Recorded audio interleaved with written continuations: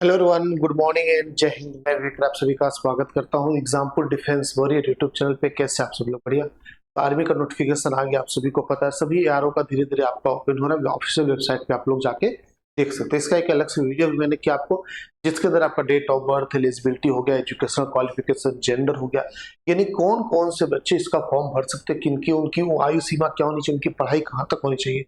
तो लमसम देखा जाएगा तो कक्षा 8 अगर आप पास हो, यानी क्लास 8 अगर आप पास हो, तो आप ट्रेड्समैन का भर सकते हो। 10th पे भी ट्रेड्समैन जीडी वगैरह का भी आ जाता है। मतलब 8th से आपका स्टार्ट होता था अप टू ग्रेजुएशन। हालांकि 12 पास तक ही हो जाता है, 10+2। अगर आप ग्रेजुएट हो तो भी इनके फॉर्म भर सकते हो। ठीक है। अब हम इस वीडियो के अंदर स्पेशली बात करने वाले सिलेबस, यानी आपको क्या क्या पढ़ाई पढ़नी होगी इन एग्जामिनेशन को लेके निकालने के लिए। तो सबसे पहला चीज, फॉर्म आपको पता चाहिए फॉर्म कब से भरा जा रहा है। फॉर्म 12 मार्च से स्टार्ट हो चुका है, 10 अप्रैल तक भरा जाएगा। ओके। ऑफिशियल वेबसाइट आप चेक करते रहो अपने अकॉर्डिंग। दो दो फॉर्म या दो ट्रेड में एक साथ फॉर्म हम भर सकते हो। ये आपका रूल है। 250 का फॉर्म आपका फॉर्म फीस है। चलिए बात करते हैं सिलेबस क्या क्या पढ़ना। तो यहाँ पे डिफरेंट एग्जामिनेशन आपके सामने लिखे हुए, जैसे जीडी हो गया, ट्रेड्समैन हो गया, क्लर्क हो गया, टेक हो गया, एनए हो गया, डब्ल्यूएमपी हो गया। ठीक है। तो यहाँ पे इस कैटेगरी वाइज ही बताऊंगा। जैसे जीडी और डब्ल्यूएमपी इन दोनों का सिलेबस सेम है। वुमेन मिलिट्री पुलिस है, ये आपका जीडी बेसिकली मेन के लिए होता है। ओके। ट्रेड्समैन का क्लास 8th और 10th वाला दोनों का लगभग सेम सिलेबस, लगभग क्या है ही। क्लर्क और टेक का देख लेंगे, एनए का सिलेबस दिखा देता हूँ। ठीक है। बात कर लेते हैं। सबसे पहले स्टार्ट करेंगे हम सभी लोग सिलेबस के अकॉर्डिंग। यहाँ पे जीडी की बात करेंगे। ठीक है। जीडी की बात करेंगे। जीडी और डब्ल्यूएमपी दोनों का सिलेबस सेम है, इसमें वेरिएशन मत लेके चलना। ओके। जीडी की बात करेंगे तो जनरल नॉलेज आपके 15 क्वेश्चन आते हैं। जनरल नॉलेज के अंदर बेसिकली करंट अफेयर के भी कुछ क्वेश्चन होते हैं। जनरल नॉलेज वैसा ही होता है। उसके बाद 20 क्वेश्चन आपके जनरल साइंस के आते हैं। बहुत अच्छे टॉपिक है। जनरल साइंस के अंदर वही आपको जो 10वीं तक नहीं पढ़ते हो, जिसके अंदर फिजिक्स भी थोड़ा सा था, थोड़ा केमिस्ट्री भी होता, थोड़ा बायोलॉजी भी होता, वो सारा सेक्शन हो गया।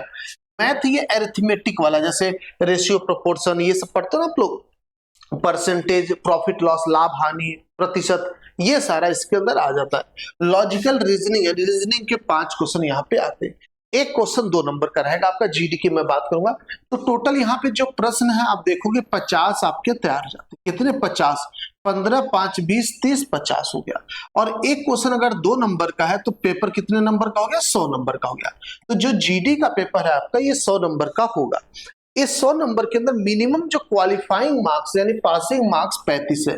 बट इसका मतलब ये मत समझना कि ये आपका फाइनल कट ऑफ है, ये सिर्फ पासिंग मार्क्स। ओके। यानी अगर इससे कम पाओगे आप तो आपको पास भी नहीं माना जाएगा, अगले के लिए आपके बारे में सोचा भी नहीं जाएगा। अगर इससे ज्यादा पाओगे तो ही आप आगे के बारे में सोच सकते हो। ओके। एनसीसी सी सर्टिफिकेट आपने होल्ड किया, यानी अगर आपके पास एनसीसी सी सर्टिफिकेट है तो आप बिना रिटन एग्जाम के भी डायरेक्टली फेस टू पहुंच जाओगे। ठीक है। ये आपके लिए ऑप्शन है। बात करेंगे नेक्स्ट, ट्रेड्समैन 10th की है और ये ट्रेड्समैन 8th की है। ये डब्ल्यूएमपी यानी जो फीमेल है, वुमेन मिलिट्री पुलिस है, जो लड़कियां देख रहे हैं इस वीडियो को, आपके लिए बेटा सेम सिलेबस आएगा। ठीक है। अब हम बात करेंगे ट्रेड्समैन 10वीं कक्षा वाला। तो यहाँ पे आपका जनरल नॉलेज सेम 15 क्वेश्चन आता है और एकदम बिल्कुल सेम टू सेम क्वेश्चन होता है। ठीक, कोई वेरिएशन नहीं होता। रीजनिंग यहाँ भी 5 क्वेश्चन, यहाँ भी 5 क्वेश्चन। जनरल साइंस यहाँ पे 20 था, यहाँ पे आपका 15 हो गया, क्योंकि यहाँ पे मैथ में आपका नंबर एक 5 क्वेश्चन बढ़ा दिया गया, यहां मैथ 10 था। ठीक है। तो ट्रेड्समैन और जीडी आप चाहो तो दोनों ट्रेड का एक साथ फॉर्म भरना, क्योंकि जाहिर सी बात अगर आप 10वीं पास होगे तो आप दोनों के लिए एलिजिबल हो। 12वीं पास होगे तो टेक वगैरह के लिए हो जाओगे, तो आप दोनों का फॉर्म भर सकते हो। और सिलेबस सेम है, बस नंबर ऑफ क्वेश्चन वेरी करेगा। आपको सेम सिलेबस पूरा पढ़ना पड़ेगा। जैसे यहाँ पे मैथ 10 है तो इसका ये नहीं मतलब कम मैथ पढ़ना, मैथ आपको फिर भी पूरा पढ़ना होगा, तो यहाँ 15 की तैयारी हो जाएगी। तो आप इन दोनों का एक साथ फॉर्म भर सकते हो। ये ऑप्शन आपके पास है। 500 लगेगा फॉर्म फीस। ठीक है। तो देखिएगा आप सभी लोग, यहाँ पे आपके पास क्या बोल दिया, जनरल नॉलेज 15 हो गया, लॉजिकल रीजनिंग 5, जनरल साइंस 15 हो गया और 15 आपका हो गया मैथ का क्वेश्चन। टोटल आपके यहाँ 50 क्वेश्चन आ जाते हैं और 100 नंबर का आपका पेपर आ जाता है। ठीक है। यहाँ पे जो पासिंग मार्क्स है आपका 32 नंबर है। ठीक है। 32 नंबर आपका मिनिमम होना चाहिए। अब बहुत सारे बच्चे कहेंगे सर सिलेबस जब हम इसका ऑफिशियल देखते हैं तो इसके मैथ में कुछ टॉपिक एक्स्ट्रा होता है, इसमें कब? जो रियल पेपर आता है उसके लिए आपको पूरा सिलेबस पढ़ना होता है। ठीक है। ऑफिशियल जो सिलेबस बताया जाता है, आप अगर उसके पीछे भागोगे तो आपका नुकसान हो सकता है। बजाय इसके आप देखोगे प्रीवियस ईयर कैसे क्वेश्चन आए हैं, कौन कौन से टॉपिक्स हैं, तो लगभग सभी टॉपिक कवर करता है। ठीक है। ये मैं आपको समझाना चाहूंगा। सी सर्टिफिकेट तो आपको बेनिफिट मिल जाएगा। आगे बात करेंगे, अगर आप 8th पास वाले ट्रेड्समैन के लिए भरते हो तो आपका जनरल नॉलेज सेम 15 क्वेश्चन जैसे इधर आता था, लॉजिकल रीजनिंग 5 क्वेश्चन और 15 आपका साइंस हो गया, 15 आपका मैथ हो गया। यानी 10th और 8th वाला ट्रेड्समैन का सेम सिलेबस है, बिल्कुल अभी मैंने आपको बताया भी था। यहाँ पे भी आपका 100 नंबर का पेपर आता बेटा और 32 नंबर आपकी पासिंग मार्क्स है, ठीक है। एनसीसीसी सर्टिफिकेट है तो सीधे फेज 2। ओके, ये आपका ओवरऑल हो गया जीडी और ट्रेड्समैन की देखेंगे तो। नेक्स्ट हम बात करने वाले यहाँ पे टेक की। टेक के साथ साथ एनए का भी देख लेंगे, ठीक है। टेक और एनए में बायोलॉजी और मैथ का डिफरेंस होता है, बस और कुछ भी नहीं है। आइए देख लेते हैं। यहाँ पे जनरल नॉलेज और रीजनिंग मिला के 10 क्वेश्चन देता है। यहाँ पे देखो कि जनरल नॉलेज अकेले 10 क्वेश्चन, रीजनिंग यहाँ पे नहीं दे रखा है, ठीक है। एनए और टेक में अंतर देख लेना। मैथ्स यहाँ पे आपके 15 क्वेश्चन आते हैं। जो ये 15 क्वेश्चन है इसको आप ऐसे डिवाइड कर सकते हो 10 + 5। जो 10 क्वेश्चन आते हैं जनरल मैथ आते हैं, जैसे कि जीडी में ट्रेड्समैन वाले 10वीं तक के, जिसे प्रतिशत हो गया, लाभ हानि हो गया, ये सारी चीजें, ठीक है। अनुपात वाला हो गया।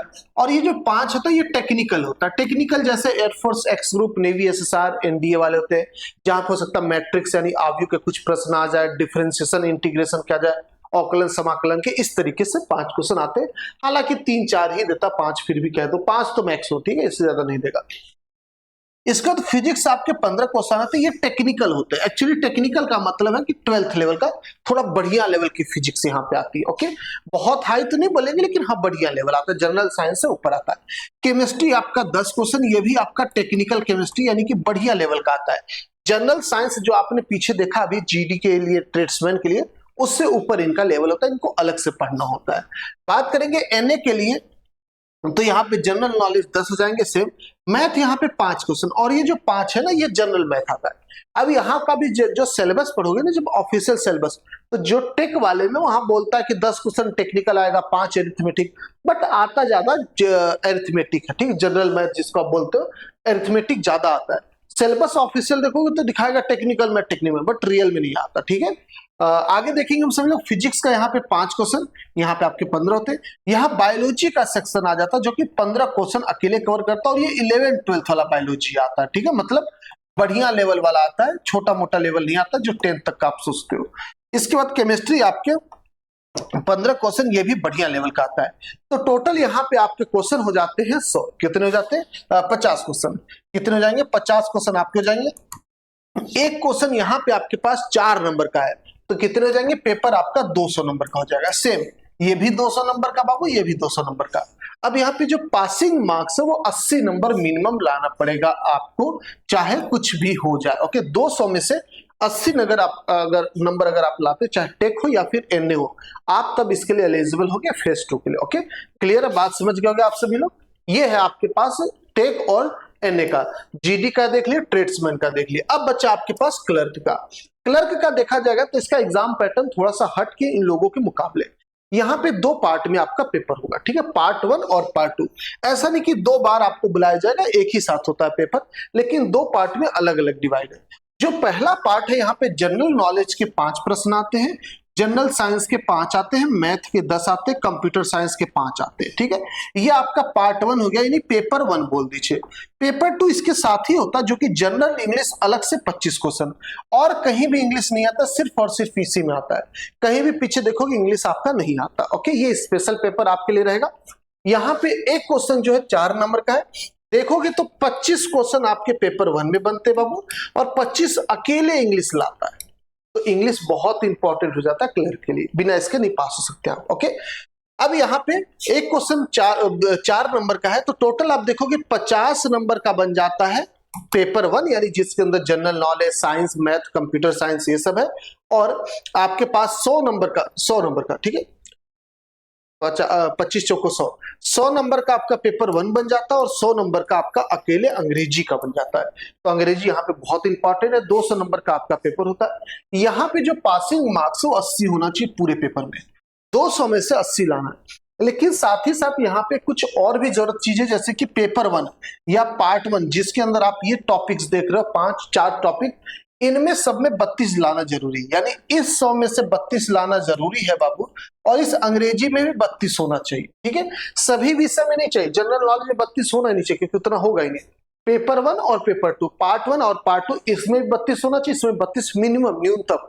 और ओवरऑल मिला के 80 आपका बनना चाहिए, तब आप जाके इसके लिए क्वालिफाई माने जाओगे। ठीक है, ओवरऑल समझ गए आप सभी लोग। और सभी पेपर में निगेटिव मार्किंग है, वो भी 1/4 यानी 1/4। जो पेपर में जैसे इसका बात किया जाएगा क्लर्क की, तो इसके अंदर एक क्वेश्चन पे 4 नंबर मिलेगा, तो निगेटिव मार्किंग -1 हो जाएगी। ठीक है, यहाँ पे निगेटिव मार्किंग -1 है। क्लर्क की बात करेंगे, यहाँ पे आपके पास एक क्वेश्चन 4 नंबर का, टेक और एनए भी निगेटिव मार्किंग -1 है। ठीक है, यहाँ भी निगेटिव मार्किंग -1 है। यहाँ पे देखोगे तो आपका 0.5 आपका निगेटिव मार्किंग है, क्योंकि एक क्वेश्चन आपका यहाँ पे 2 नंबर का। ठीक है, तो मैं जीडी ट्रेड्समैन की बात करूंगा, जीडी ट्रेड्समैन WMP की बात करूंगा, तो -0.5 निगेटिव मार्किंग है यदि आपका प्रश्न गलत होता है तो। ओके, क्लियर, समझ में आ गया होगा मेरे हिसाब से सिलेबस को लेके। अब इसके अंदर सिलेबस की अगर हम पोस्टमार्टम करने जाएंगे, कौन कौन सा टॉपिक पूछता है, क्या क्या चीजें पूछता है, तो देखो रीजनिंग की अगर बात करेंगे, नॉर्मल रीजनिंग होता है, कोई बहुत PhD नहीं करना आपको। अगर आप एयरफोर्स वाई ग्रुप के साथ, नेवी मार्क साथ कंपेयर करते हो, बहुत अच्छा है एयरफोर्स वाई ग्रुप का रीजनिंग, बहुत तगड़ा इसके मुकाबले, तो आराम से कर देता हूं, बहुत इजी होता है। ठीक है, बात करेंगे जनरल नॉलेज, मैंने आपको बताया करंट अफेयर से रिलेटेड यहाँ पे क्वेश्चन बनते हैं। जनरल नॉलेज, स्टैटिक जीके होता है। स्टैटिक जीके और जनरल नॉलेज में डिफरेंस होता है, इस चीज को समझेंगे। स्टैटिक जीके कुछ फिक्स्ड पोर्शन होते हैं, जैसे कि कहीं की मुद्रा हो गई, कहीं का नृत्य फेमस हो गया, कहीं का सॉन्ग फेमस हो गया, कहीं का त्योहार फेमस हो गया। ठीक है, फेस्टिवल वगैरह, या जियोग्राफिकल लोकेशन हो गया, सबसे बड़ी नदी, सबसे छोटी नदी, ऐसा करके स्टैटिक, यानी जो फिक्स है, जो बदला नहीं जा सकता इतिहास में जो है। और साथ में करंट अफेयर अगर हम जोड़ लेते हैं तो जनरल नॉलेज आपका ये तैयार हो जाता है। ठीक है, बात करेंगे जनरल साइंस, ये आपका 10th basically 8th 9th 10th बोल देंगे, इसका आपका साइंस पूछता है। ओके, 8th तक का ही पूछता जनरली देखा जाएगा, 8th 9th 10th भी बहुत हाई हो जाता है, सच बताए, जहां पे IUPAC नॉमेनक्लेचर वगैरह आ जाता है, तो 8th तक का साइंस पूछता है, बहुत बेसिक, एसिड बेस साल्ट, ये सारी चीजें, केमिस्ट्री से हो गया, बायोलॉजी से हो गया, खासकर ये जो बीमारी होती है उसको लेकर, विटामिन होता है, विटामिन C का क्या काम होता है, विटामिन A B का क्या काम होता है, इन सब चीजों से कौन सा रोग किससे होता है, ये हो गया बायोलॉजी से। फिजिक्स से रिलेटेड न्यूटन का पहला नियम कौन सा, दूसरा नियम क्या है, पहला नियम क्या कहता है, ये बेसिक जो क्वेश्चन बनते हैं ना, ये आपके साइंस वाले हो जाते हैं। ठीक है, मैथ आपको बता दिया, मैथ आपका अरिथमेटिक मैथ पूछा, जो कि कक्षा 8-9 तक ही है, मैक्सिमम 9 तक, 10 तक तो जाता ही नहीं। ओके, कक्षा 8-9 तक अगर आप पढ़ते हो, 8 तक ही पढ़ते हो तो ही आपका काम आ जाता है, जहां पे आपका प्रतिशत यानी परसेंटेज हो गया, रेशियो प्रोपोर्शन अनुपात हो गया, आपके पास प्रॉफिट लॉस लाभ हानि हो गया, ज्योमेट्रिक वगैरह नहीं पूछता। ठीक है, ज्योमेट्रिक वगैरह आपका नहीं पूछता, कई बार स्पीड ट्रेन वगैरह पूछ लेता। ठीक है, और बेईमान दुकानदार वगैरह वाला, ये सभी क्वेश्चन आते हैं, तो एक बार इसको भी देख लेंगे आप सभी लोग। ये आपका टोटल सिलेबस मैंने आपको समझा दिया, मेरे हिसाब से आपको क्लियर हो गया कि क्या पढ़ना है। अब सबसे बड़ी चीज ये होती है ना कि आजकल इतनी क्लासेस होती है, इतने कंटेंट आपके पास अवेलेबल है, तो आपको लगता है ना हमें सब कुछ पढ़ना है एग्जाम निकालने के लिए, ऐसा कभी नहीं होता है। ठीक है, ऐसा कतई मत सोचना कि आप 10 जगह पढ़ोगे, 10 लोगों से पढ़ोगे और 10 किताब पढ़ोगे और खूब पढ़ोगे दिन रात तो आपका एग्जाम निकल जाएगा। जी नहीं, आप सॉलिड पढ़ो, वही पढ़ो जो एग्जाम में आता है। अब जैसे आपको बोला गया रीजनिंग है, तो रीजनिंग में क्या हो सकता है, क्या पूरी SSC CGL की रीजनिंग बैठ के पढ़ोगे, बैंकिंग की रीजनिंग बैठ के पढ़ोगे, क्योंकि वो भी तो रीजनिंग ही है। हो सकता है टॉपिक भी सेम हो, बट उनका लेवल अलग है, आपका अलग है। आपका कुछ टॉपिक से ज्यादा क्वेश्चन आते हैं, आप उस पर फोकस करोगे। तो आपका कहने का, मेरा कहने का मतलब ये है कि आपके एग्जाम में जो क्वेश्चन आते हैं आप सिर्फ उतना पढ़ो, इसमें बहुत ज्यादा नहीं पढ़ना, बहुत ज्यादा पढ़ के नुकसान होता है। हाँ, पढ़ाई सॉलिड थोड़ा सा करो, लेकिन उस पर प्रैक्टिस खूब कर लो, ये फायदा करेगा। ये नहीं कि हम कंटेंट लिए जा रहे हैं, हम पूरा रीजनिंग में PhD कर रहे हैं, मैथ में PhD पूरा एकदम पढ़ रहे हैं SSC CGL तक का, नहीं, कोई जरूरत नहीं, आपके एग्जाम में आएगा। आप एकदम लो ग्रेड का पढ़ो, जितना लेवल का आता है, और उसके बाद क्वेश्चन खूब लगाओ खुद से, फिर टीचर के से हेल्प मत लो कि हम क्वेश्चन अगर टफ लगाना चाहते हो आप लगाओ अपने मन से, और कोशिश रहे कि मैथ और रीजनिंग में खासकर ट्रिक्स लगाने का। ठीक है, रीजनिंग और मैथ अगर आप ट्रिक्स नहीं लगाओगे तो आपका पेपर में स्कोर नहीं बढ़ पाएगा, क्योंकि जनरल नॉलेज आपका स्कोर नहीं बढ़ा पाता, ये चीज ध्यान रखना। जनरल नॉलेज सही करना बहुत मुश्किल हो जाता है एग्जाम में, क्योंकि बहुत ज्यादा यहाँ पे वैरायटी ऑफ क्वेश्चन बनते हैं। साइंस की बात करेंगे, जरूरी नहीं आप जो पढ़ के जा रहे हो वही हिट करे, तो जो नंबर फिक्स करता है ना वो मैथ रीजनिंग हो गया, आपका क्लर्क की बात करेंगे तो इंग्लिश हो गया, टेक और एनए की बात करेंगे तो फिजिक्स केमिस्ट्री बायोलॉजी हो गया, ये फिक्स्ड है कि इन्हीं में से क्वेश्चन आएगा, तो यहां से स्कोर बढ़ाया जाता है। बाकी इनको तो बस चला जाता है, जितना पढ़ लो अपना पढ़ते रहो, कंटेंट रिवाइज करते रहो। ओके, तो क्लियर समझ में आ गया होगा पूरा सिलेबस मेरे हिसाब से। मैंने अलग से वीडियो पार्ट वाइज कर रहा हूं, अभी मैंने आपको टोटल नोटिफिकेशन का कर दिया था, उसके बाद आपको एलिजिबिलिटी क्राइटेरिया पे कर दिया, ये कर दिया। अगला जो वीडियो आने वाला आपका सिलेक्शन प्रोसेस पे आने वाला, तो उसको आप लोग देख लेंगे। साथ ही साथ बता दें, अगर आप सभी लोग इसकी तैयारी करना चाह रहे हो तो आप लोग के लिए एक बैच आया है, बहुत जबरदस्त था, इतना जबरदस्त मजा आ जाएगा आपको सुन के। तो देखो हमारा परिवर्तन बैच आया। परिवर्तन बैच क्या है, ये आपको सिर्फ और सिर्फ 449 नहीं 499 रुपए। अभी फिलहाल इस पे भी थोड़ा सा कम हो जाएगा पैसा, चिंता ना करेंगे, पहले बात सुनेंगे। ये परिवर्तन बैच आप लोग का है, जिसकी जो अभी डिमांड, जो प्राइस चल रही, जो भी मैं आपको बताऊंगा 10 दिन के लिए सिर्फ लास्ट। इस बैच के अंदर आपको आर्मी का सभी कोर्सेज का एक्सेस, ट्रेड्समैन हो गया, क्लर्क हो गया, आपके पास जीडी हो गया, टेक हो गया, एनए हो गया, पूरा कंप्लीट एक्सेस आपको इसके अंदर दिया जाएगा।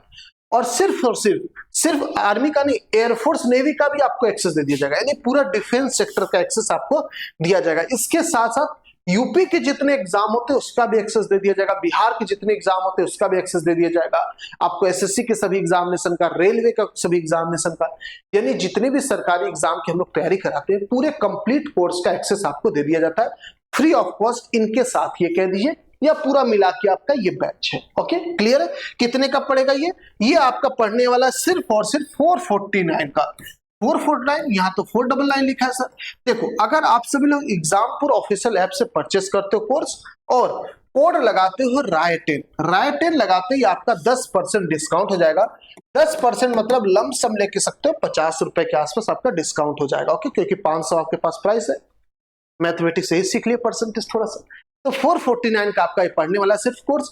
इसकी खास बात है कि इसकी जो वैलिडिटी है ना, ये लाइफ टाइम है, यानी कि आप जब एक बार इस कोर्स को ले लेते हो तो ये हमेशा आपके पास रहेगा, कभी हटेगा ही नहीं आपसे। यानी 499 के अंदर अगर किताब भी लेने जाओगे ना, मान लो कोई 50 रुपए का भी किताब आपको दिया, वो 1 साल मैक्सिमम 2 साल बाद फेंक देते हो या फट जाती है और खूब लगा के यूज टू जाते हो। इसके अंदर भाई साहब इतने कोर्स मिलेंगे, इतने क्वेश्चन प्रैक्टिस, इतने पीडीएफ, इतने कंटेंट मिलेंगे, आप लगाते लगाते थक जाओगे। लाइफ टाइम का एक्सेस आपको दे दिया जाता है। कितने में? सिर्फ और सिर्फ 449 रुपीज में। और ये 449 जो रुपीज है ये सिर्फ और सिर्फ 10 दिन के लिए। तो फटाफट आप सभी लोग इसको परचेस कर लेंगे राय कोड लगा के। एग्जामपुर ऑफिशियल ऐप पे डिस्क्रिप्शन में आपको लिंक मिल जाएगा, या फिर इस नंबर पे आप कॉल भी कर सकते हो और इस नंबर पे व्हाट्सएप करके भी कोर्स से रिलेटेड इंफॉर्मेशन आप ले सकते हो। ओके, मेरे हिसाब से आपको इंफॉर्मेशन सही लगा होगा। अगर सही लगा तो वीडियो को लाइक करेंगे, कमेंट करके जरूर बताएंगे, और कोई इंफॉर्मेशन चाहिए तो भी आप कमेंट कर सकते हैं। ओके चलिए मिलते हैं। थैंक यू आप सभी से। जय हिंद, जय भारत।